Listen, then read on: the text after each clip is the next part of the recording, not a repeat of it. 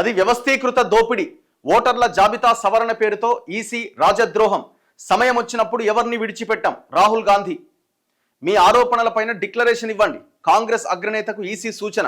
లేదంటే జాతికి క్షమాపణ చెప్పాలని డిమాండ్. ఇప్పుడు ఏంటంటే సెంట్రల్ బెంగళూరు పార్లమెంట్ నియోజకవర్గంలో భారతీయ జనతా పార్టీ 30,000 ఓట్ల మెజారిటీతో గెలిచింది. ఈ సెంట్రల్ బెంగళూరు పార్లమెంట్ నియోజకవర్గంలో మొత్తం 7 అసెంబ్లీ సెగ్మెంట్లు ఉన్నాయి. ఈ 7 అసెంబ్లీ సెగ్మెంట్లని పరిశీలిస్తే 6 అసెంబ్లీ సెగ్మెంట్స్లో కాంగ్రెస్కి లీడ్ వచ్చింది. ఒక్క మహదేవ్పూర్ అనే అసెంబ్లీ సెగ్మెంట్లో 1,00,000 ఓట్లకు పైన బీజేపీకి లీడ్ వచ్చిందట. ఈ 6 ఎట్లా మాకు మేము లీడ్లో ఉంటాము, ఈ ఒక్క దాంట్లో ఎందుకు మాకు లీడ్ తగ్గింది, అంత మెజారిటీ బీజేపీకి ఎందుకు వచ్చిందని మేము ఎంక్వైరీ చేస్తే మొత్తం డేటా అంతా మా ముందుందని మొన్న అదే బెంగళూరు కర్ణాటకలో ఒక power point presentation Rahul Gandhi ఇచ్చారు. అందులో ఈ మహదేవ్పూర్ అసెంబ్లీ నియోజకవర్గంలో దాదాపు 1,00,000కు పైన ఫేక్ ఓట్లు ఉన్నాయి. హౌస్ నెంబర్ 0తో ఉన్నాయి, కొన్ని ఉన్నాయి. అండ్ ఇట్లా చాలా ఇన్వాలిడ్ ఓట్స్ చాలా ఉన్నాయి. ఇన్వాలిడ్ ఓట్స్ ఉన్నాయి, హౌస్ నెంబర్లు తప్పుగా ఉన్న ఓట్స్ ఉన్నాయి. ఇట్లా అనర్హులకు సంబంధించిన ఓటర్ల పేర్లను అందులో పెట్టి ఒక్కొక్క ఇంటి నుంచి, ఒక ఇంటి డోర్ నెంబర్ నుంచి 80 ఓట్లు, 90 ఓట్లు, 40 ఓట్ల లిస్టులు మేము బయట పెట్టినామని రాహుల్ గాంధీ చెప్తున్నాడు. ఇది ఎలక్షన్ కమిషను భారత బీజేపీ కుమ్మక్కై చేసిన వ్యవహారం అని రాహుల్ గాంధీ ఆరోపిస్తున్నారు. వీళ్ళు బీజేపీ వాళ్ళు కూడా అంతే ధీటుగా వాళ్ళు స్పందిస్తున్నారు. ఒక ఫ్యామిలీ ఏదో ఫొటోస్ చూపించి ఇది ఫేక్ ఓట్ అని చెప్పాడు. సో ఇది అన్యాయం. ఇది వాళ్ళు ఫ్యామిలీ ఓటర్లు, వాళ్ళు భారతదేశ ఓటర్లని రాహుల్ గాంధీ అవమానిస్తున్నాడు. రోహింగ్యాలని మాత్రం వెనకేసుకొస్తున్నాడు అనే రీతిలో బీజేపీ సోషల్ మీడియా వాళ్ళు పెద్ద ఎత్తున పోస్టులు పెడుతున్నారు. ఎన్నికల సంఘం బీజేపీపై కాంగ్రెస్ అగ్రనేత రాహుల్ గాంధీ మరోసారి తీవ్ర విమర్శలు గుప్పించారు.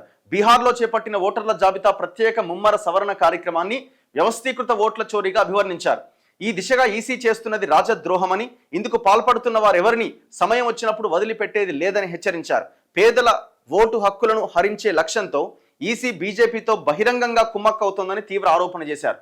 కర్ణాటకలో చోటు చేసుకున్న ఓట్ల అక్రమాలపైన స్థానిక ప్రభుత్వం విచారణ చేపడుతోంది. ఈ నేపథ్యంలో ఓట్ల చోరీ అంశంపై తన సంతకంతో కూడిన రాతపూర్వక డిక్లరేషన్ దాఖలు చేయాలని రాహుల్ గాంధీకి ఈసీ సూచించింది. తన యూట్యూబ్ ఛానల్లో విడుదల చేసిన వీడియోలోనూ కర్ణాటక రాజధాని బెంగళూరులోని స్వాతంత్ర ఉద్యానవనంలో ఓట్ల దోపిడీని నిరసిస్తూ కాంగ్రెస్ శుక్రవారం చేపట్టిన ర్యాలీలోనూ ఆయన మాట్లాడారు. ఇప్పుడు ఎలక్షన్ కమిషను లోకల్ గవర్నమెంట్ అక్కడ విచారణ చేపడుతున్నది అంటున్నారు. మొత్తం పబ్లిక్ డొమైన్లో పెట్టండి. ఇది నిజమా? ఇప్పుడు రాహుల్ గాంధీ ఒక పీపీటీ ఇచ్చిండు, అది వాస్తవమా కాదా? ఎలక్షన్ కమిషన్ కూడా ఒక పవర్ పాయింట్ ప్రజెంటేషన్ ఇవ్వాల్సిన అవసరం ఉన్నది. ఇది ప్రజాస్వామ్యానికి సంబంధించిన విషయం. ఎందుకంటే మొత్తం ప్రజల యొక్క తీర్పే తారుమారయ్యే అవకాశం ఉంది ఒకవేళ ఆయన చెప్పిందే నిజమైతే. ఇప్పుడు ఒక మూడు ఫోటోలు ఏదో రాహుల్ గాంధీ తప్పుగా చూపించిండు, భారత ఓటర్లనే తొలగించే ప్రయత్నం చేస్తుందని బీజేపీ వాళ్ళు మాట్లాడుతున్నారు. మరి ఆ 3 ఓటర్లేనా లేకపోతే మిగతావన్నీ కరెక్టేనా? ప్రతిదానికి క్లారిటీ రావాలి కదా. ప్రతిదానికి క్లారిటీ రావాలి. ఎవరు క్లారిటీ ఇవ్వాలా? ఎలక్షన్ కమిషన్ ఇండిపెండెంట్ బాడీ, స్వయం ప్రతిపత్తి గల సంస్థ. సో ఆ రాజ్యాంగబద్ధ సంస్థ ఎలక్షన్ కమిషనే దీనికి క్లారిటీ ఇవ్వాల్సిన అవసరం ఉన్నది. మీరు కూడా ఆయన చెప్పిన అంశాల్లో ఆయన number 1, number 2, number 3 point to point explain చేసిండు. ఆ నెంబర్ 1, 2, 3 ఇట్లా పాయింట్ టు పాయింట్ మీరు కూడా ఎక్స్ప్లెయిన్ చేసి ప్రజలకు క్లారిటీ ఇచ్చే ప్రయత్నం చేయండి. అప్పుడేమైనా ఈసీ తప్పు చేయట్లేదని అనుకోవచ్చు. ఈసీని మనం నమ్మడానికి అవకాశం ఉందా? తెలంగాణలో 2018 కేసీఆర్ ముందస్తుకు వెళ్ళిన సందర్భంలో 25 లక్షల ఓట్లు తెలంగాణలో తొలగించబడ్డాయి. ఇది నేను చెప్పట్లే. ఆనాడు ఎలక్షన్ కమిషనర్గా ఉన్న రజత్ కుమార్ సింపుల్గా ఓట్లన్నీ పోయిన తర్వాత ఐఎమ్ సారీ అన్నాడు. అయిపోయింది, ఖతం, ఎలక్షన్ అయిపోయింది, కేసీఆర్ గెలిచిండు. 25 లక్షల ఓట్లు అర్హుల ఎవరైతే ఓట్లు వేయడానికి పోలింగ్ బూత్లకు వెళ్ళారో వాళ్ళ ఓట్లు లేకుండా పోయినాయి. అక్కడ పెద్ద ఎత్తున ఆందోళనలు జరిగినాయి. ఆ రోజు ఎలక్షన్ రోజే మాకు ఓటు ఎక్కడ పోయిందని జనాలు అదే పోలింగ్ బూత్ల వద్ద ధర్నాలు చేసిరు. ఏ మాట కా మాట ఏ గవర్నమెంట్ ఉంటే ఆ గవర్నమెంట్కి ఎలక్షన్ కమిషన్ వత్తాసు పలుకుతున్నది, వాళ్ళకు అనుకూలంగా వ్యవహరిస్తున్నది. దాంట్లో డౌట్ పడాల్సిన అక్కరే లేదు. బీజేపీ ఉండొచ్చు, కాంగ్రెస్ ఉండొచ్చు, ఇంకోటి ఉండొచ్చు. ఎందుకంటే మీరు నియమించిన వాళ్ళే కదా. అధికారంలోకి రాగానే మీరు మీ హోల్డ్లోనే కదా వాళ్ళు ఉంటున్నది. ఇప్పుడు తెలంగాణలో ఎగ్జాంపులే పర్ఫెక్ట్ ఎగ్జాంపుల్ కదా. 25 లక్షల ఓట్లు తొలగించబడ్డాయా లేదా?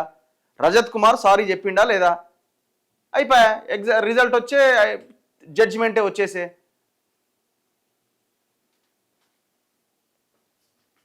ఒక వ్యక్తి ఒక ఓటును కాలరాస్తున్న ఈసీ, ఎన్నికల సమయంలో ఓట్ల దోపిడీకి పాల్పడడం ఒక నేరం.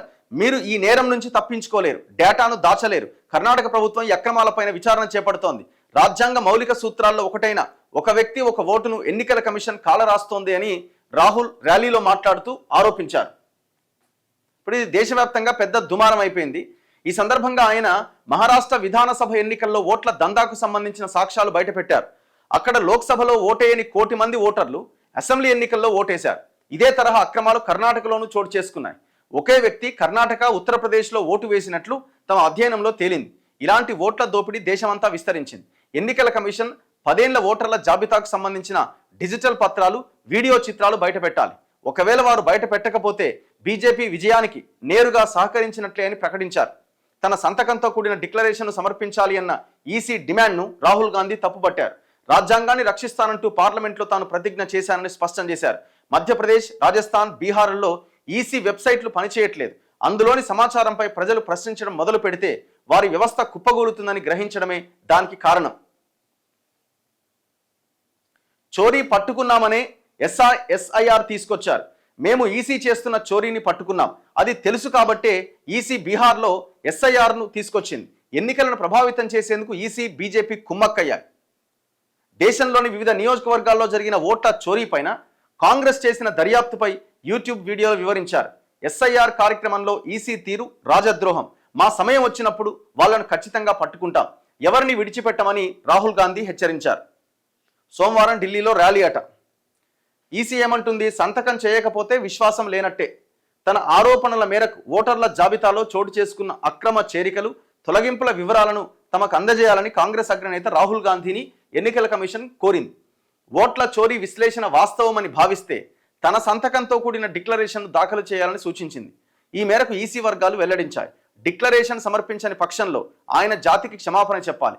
సుప్రీంకోర్టు పరిష్కరించిన ఎన్నికల అక్రమాలపై పాత ఆరోపణలను రాహుల్ రీసైక్లింగ్ చేస్తున్నారని వ్యాఖ్యానించింది.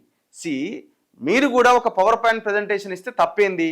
అదేమన్నా రాజ్యాంగబద్ధం కాకుండా, లేకపోతే అనధికారికంగా, లేకపోతే అనఫీషియల్గా, అనెథికల్ అదేమన్నా కాదు కదా. ఆయన చెప్పిన దానికి మీరు క్లారిటీ ఇచ్చే ప్రయత్నం చేయండి. ఆయన ఏ ఫొటోస్ అయితే చూపించాడో, ఏ డేటా అయితే చూపించాడో ఇది తప్పు అని మీరు ఎక్స్ప్లెయిన్ చేయండి. ఓటర్ల లిస్టు వీళ్ళ దగ్గర కంటే మీ దగ్గర ఇంకా చాలా పగడ్బందీగా ఉంటుంది కదా.